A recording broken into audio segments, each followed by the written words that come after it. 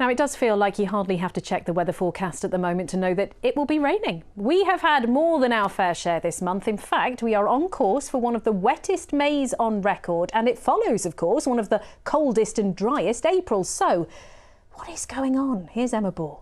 Springing back into business. A welcome return of shoppers at this Cambridgeshire garden centre.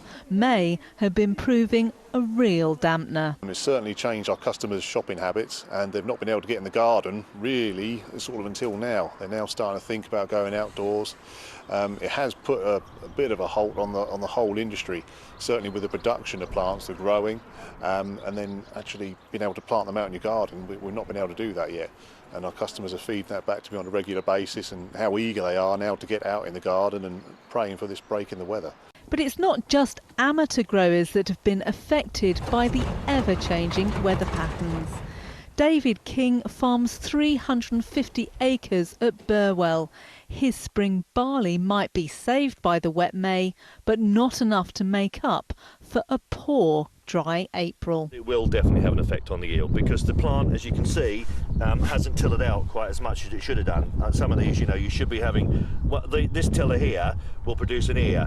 These ones here possibly might not. So where you'd normally get two or three or four tillers, I'm probably going to end up with 2, 3, something like that. Now, we've had one of the coldest and driest Aprils on record, and now we've got one of the coldest and wettest Mays.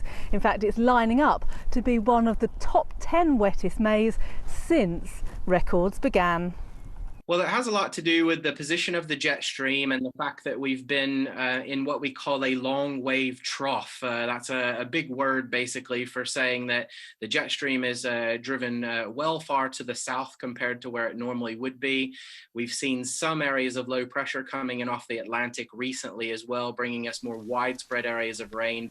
This month has been branded miserable May, but not enough to dampen some spirits. I think the weather's been absolutely awful, and May's always been my favourite month of the year, but I still really get great pleasure of looking around the countryside, seeing the blossom, the lilacs out. We're supposed to be having a heat wave right here, so I'm just looking today and just having a look round.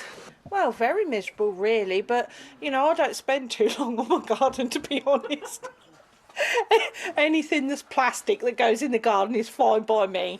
There's a forecast for some better weather ahead and a hope for brighter times to come. Emma Baugh, BBC Look East.